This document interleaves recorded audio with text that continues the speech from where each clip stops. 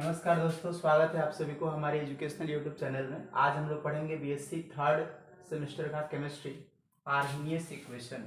Arrhenius equation क्या कहता है कि to explain the effect of temperature on rate constant K of reaction. कहा कि किसी अभिक्रिया के दर स्थिरांक पर ताप का जो प्रभाव होता है उसे हम एक्सप्लेन कर सकते हैं। किसी अभिक्रिया के दर स्थिरांक के ताप के प्रभाव पर एक्सप्लेन कर सकते हैं। क्या कहा कि Arrhenius in 1809 propose the following equation. क्या कि रेट कांस्टेंट के बराबर होता है a इंटू ई की पावर माइनस ई अपन आर टी, जहाँ ए क्या है, फ्रीक्वेंसी या फैक्टर है, अर्थात इसे आर्हेनियस फैक्टर भी कह सकते हैं। और ये क्या है, एक्टिवेशन एनर्जी है। ये क्या है, एक्टिवेशन एनर्जी है। इसी प्रकार से आपके पास यहाँ पे होगा आर क्या है आपका, रेडबर्ग कांस्टेंट होता था। यहाँ पे आप क्या है, गैस कांस्टेंट, जहाँ टी क्या है, टेम्परेचर इन केल्विन है। तो इस प्रकार से हम इस इक्वेशंस को बता सकते हैं कि आर्हेनियस का इक्वेशंस क्या था। तो जो दर नियतांक होता है के बराबर ए ई की पावर ए इंटू ई की पावर माइनस ई अपन आर टी। तो ये जो होता है वो आपका एक्टिवेशन एनर्जी होता है, आर जो होता है गैस कांस्टेंट होता है, और टी जो होता है टेम्परेचर इन केल्विन। यानी जो आपका ये जो टी है वह टेम्परेचर है, किस में है, केल्विन में है। आर क्या है, गैस कांस्टेंट है। ये क्या है, आपका एक्टिवेशन एनर्जी है। और ये क्या है, आपका आर्हेनियस फैक्टर है या फ्रीक्वेंसी ऑफ फैक्टर है। अब इसी प्रकार से हम इसके आगे इसका डिटर्मिनेशन करते हैं। तो इसके दो टाइप के डिटर्मिनेशंस थे, लेकिन आपको यहाँ पे केवल एक ही डिटर्मिनेशंस पढ़ने हैं, केवल फर्स्ट वाला, फ्रॉम आर्हेनियस इक्वेशंस। जो ये इक्वेशंस ये आया इसी इक्वेशन से पढ़ना है। मान लीजिए यहाँ आपका इक्वेशन फर्स्ट है, तो from equation first, from equations first,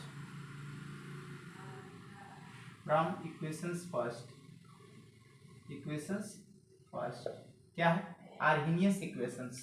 ये कौन सा इक्वेशंस है, आर्हेनियस इक्वेशंस है।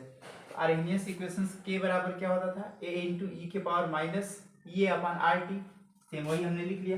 कहा कि टेकिंग लॉग बोथ साइड, दोनों पक्षों में लॉग लेने पर, यहाँ लॉग लेंगे तो लॉग के हो जाएगा, और यहाँ लॉग लेंगे तो लॉग a इंटू ई के पावर माइनस ई अपन आर टी हो जाएगा।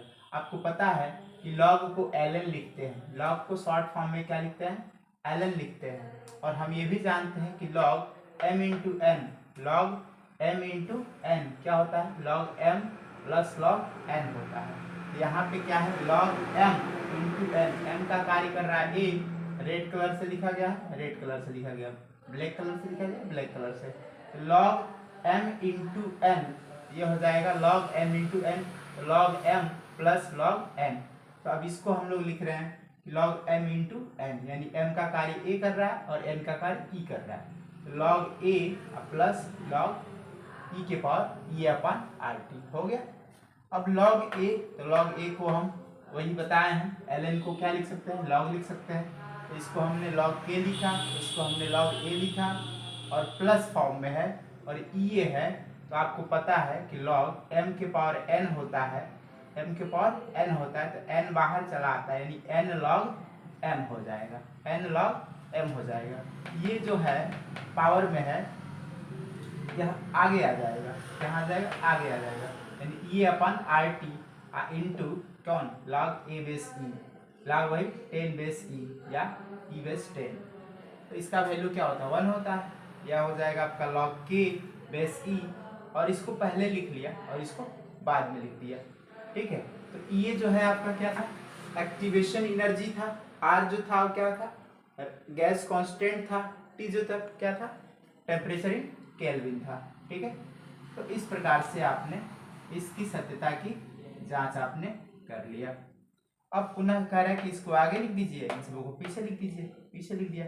अब इसके बाद एक ग्राफ प्लॉट करने के लिए मिलेगा कि log k तथा 1/t के बीच ग्राफ निकालिए। तो आप जानते हैं कि जैसे ही टेम्परेचर्स को हम केल्विन में क्या करेंगे, बढ़ाएंगे, क्या करेंगे, बढ़ाएंगे, 1/t है, यदि टेम्परेचर को बढ़ाएंगे जो हमारा रेट कांस्टेंट k है, रेट कांस्टेंट k है, उसका मान क्या होगा, घटेगा। रेट कांस्टेंट k का मान घटेगा, टेम्परेचर को बढ़ाएंगे रेट कांस्टेंट k का मान घटेगा।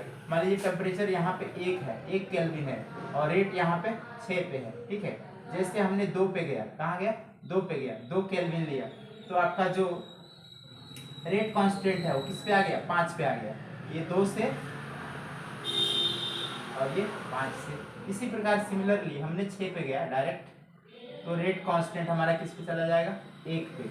अब हमने इस ग्राफ को मिला दिया, इस प्रकार से हमारा ग्राफ मिलेगा। अर्थात जैसे जैसे हम यहाँ पे t का मान बढ़ाएंगे, अर्थात टेम्परेचर इन केल्विन में t का मान बढ़ाएंगे, तो यहाँ जो रेट कांस्टेंट k होगा उसका मान घट जाएगा।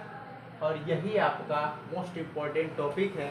इससे डायरेक्ट क्वेश्चंस आते हैं कि k का मान बढ़ा दिया जाए, ऐसे डायरेक्ट क्वेश्चन आते हैं कि यदि रेट कांस्टेंट k का मान बढ़ा दिया जाए तो t के मान में क्या प्रभाव पड़ेगा। तो आप जानते हैं कि ये इसका मान बढ़ेगा तो इसका मान क्या होगा, घटेगा, उल्टा होता है। अर्थात ये इसके क्या होता है, इन्वर्सली प्रोपोर्शनल होता है। ये इसके क्या होता है, इन्वर्सली प्रोपोर्शनल होता है। Thank you.